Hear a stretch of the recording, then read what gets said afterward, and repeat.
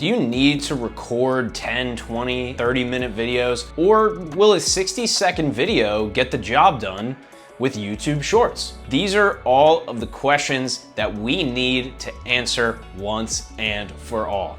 So by the end of this video, you're not only going to uncover the difference between short and long form, but you're also going to see how short form videos can rank on platforms outside of YouTube like Google to get thousands of more views just by uploading that specific video to the YouTube Shorts feed. So we're gonna break down short form versus long form and then get you out of here so you can hit record. I'm sitting down with my co-host today. Let's dive into it. Pros of doing let's start with the short form. Pros of doing the short form video via content interview or via one-off videos, or even guesting on a podcast, by the way, is perfect. Yeah, that's great too. Yeah. What I do when I guest, by the way, is just an aside, just for if you guys, just this super tactical thing that shout out Dan Del Vecchio, taught me, which is you just record your own side. So I'll record on my phone and I'll record on through my webcam software, through the Insta. So then you can get it. Software. And now I have, like yesterday I have one that I can just toss in, through AI, or I could just give to the editor, either way. And now I have all those clips, right? So anyway, but short form, meaning your own short form video. Pros of that are, of course, the content benefits we described, but also the occasional YouTube short appearing, in a Google search result, right? I think I have like three right now that will appear. One for Alex Hormozi's book, another one for a merch store that asked me to review them. So I did, and it's a terrible review because it was a terrible experience. And then like a couple others that appear in that Google / YouTube search result, right? So that's the benefit of the short form. Now, the cons of that is that you are not going to be able to really capture people with short form video. Meaning, one of our clients, we looked yesterday, right?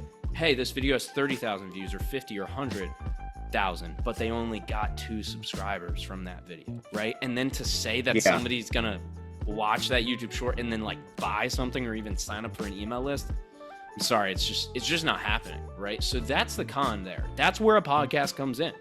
Podcast and long form helps you lead them down the path.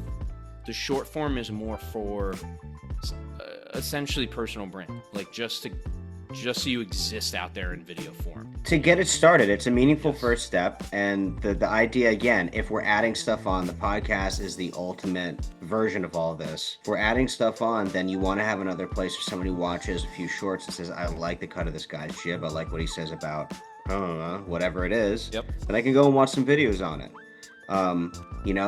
Maybe that's not thousands of people. Maybe that's a few people here and there, but still you want to have a place for them to go. So it's about graduating at that level and getting enough where it makes enough sense to you, or you get enough feedback where there's people saying, this is great, I need more. We have one client that does a weekly watch list for the stock market that is, people get upset when it doesn't go out on time when it's supposed to go out. I mean, this is appointment viewing for 400, 500 people. Yeah, I'm just saying, you don't know what person is floating out there that, and you'd be surprised because a lot of creators that are in the services business are so used to seeing such low numbers. They have a hard time, and I'm a victim of this too, of conceptualizing like somebody actually plotting down the buyer's journey. But they do exist and they are there.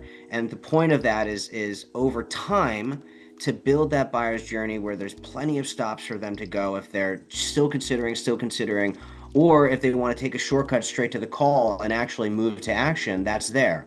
But that idea of giving them plenty of places to go and check stuff out, I mean, you see this in grocery stores, right? Where they have like a line of candy bars as you're walking up to your self-checkout or whatever it is, because just having this stuff there and in place, these are all touch points that maybe not everybody hits every one, but you want to have them there if somebody hits that exact right. And that's marketing. That's what it is. Marketing is doing those. So you're not missing out on hundreds of people or millions of people, but when you have that there, you'll start to, it starts to happen, right? Like you start getting messages where people are like, this is great. Or somebody says, hey, can we set up, and you figure out that they've been, along this little tiny like path up here in the jungle that you had no idea. But once you get that constructed, it can be legit. It can, and it's totally passive because they're interacting with you from a past time. It's a video. It's not you talking to them, giving free game or a discovery call or anything like that, you know. But it's just as meaningful. It's like 90% as meaningful as the real McCoy.